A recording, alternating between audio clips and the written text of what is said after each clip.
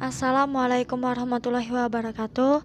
Perkenalkan, nama saya Trasela Anjeli, NIM 2001010081, Prodi Manajemen, Fakultas Ekonomi dan Bisnis, mata kuliah pengantar akuntansi, dosen pengasuh Ibu Yuli Nurhayati, SE, MSI.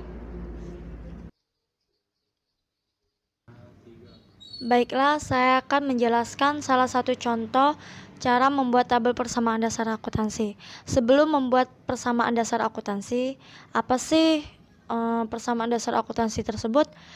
Persamaan dasar akuntansi merupakan hubungan antara harta, hutang, dan modal yang dimiliki oleh perusahaan.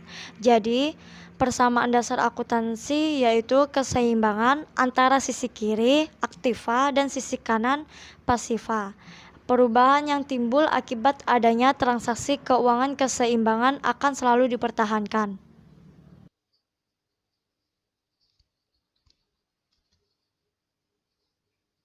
Berikut contoh persamaan dasar akuntansi.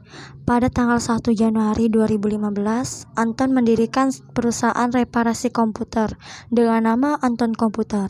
Anton menyetorkan sejumlah uang tunai sebagai modal usaha sebesar 7.500.000.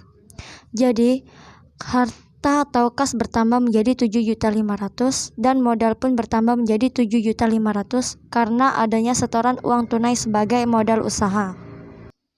Tanggal 5 Januari, Anton meminjam sejumlah uang dari Bank BNI untuk tambahan modal sebesar 5 juta.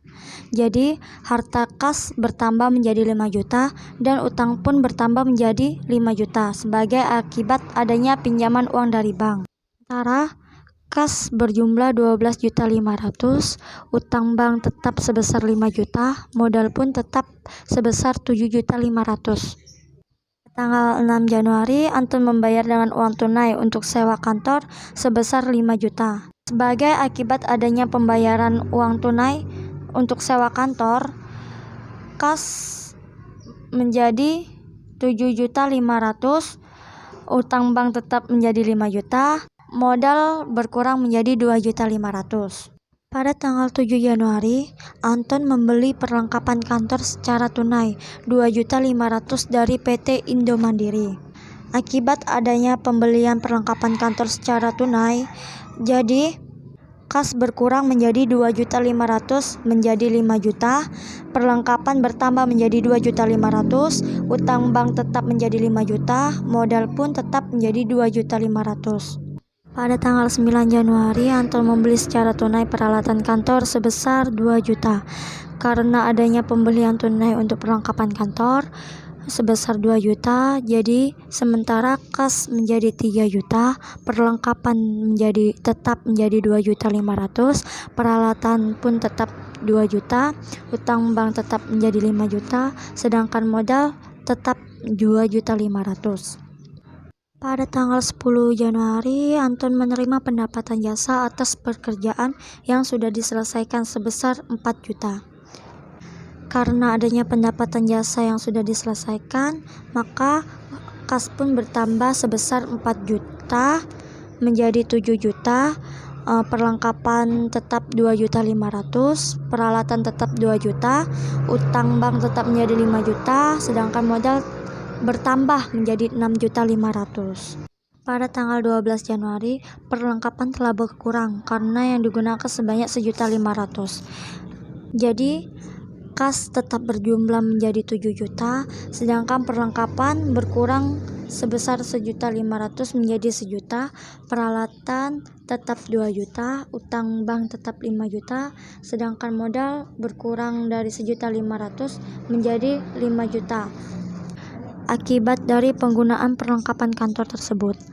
Selanjutnya, pada tanggal 13 Januari, Anton membayar beban listrik sebesar Rp200.000.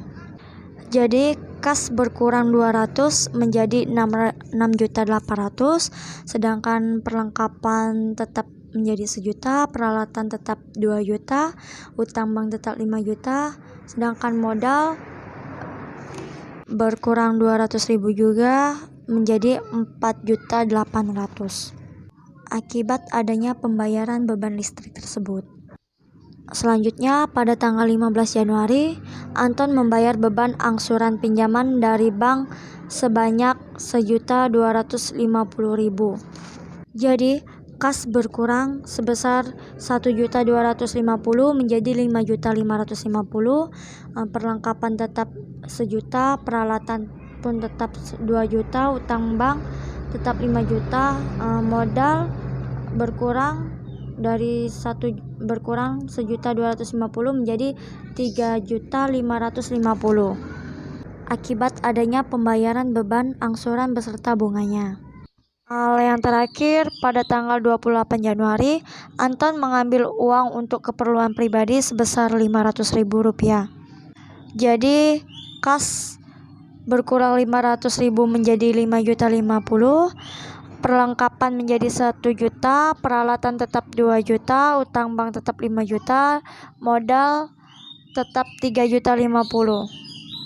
Jadi jumlah keseluruhan aktiva sekarang menjadi 8.050.000, pasifa juga 8.050.000. Jadi pada soal persamaan dasar akuntansi, aktiva dan pasifa itu harus seimbang hasil akhirnya atau harus sama hasil akhirnya. Jika tidak sama, maka terjadi kesalahan pada soal tersebut. Baiklah, itulah yang dapat saya sampaikan. Kurang lebih saya mohon maaf. Saya akhiri. Assalamualaikum warahmatullahi wabarakatuh.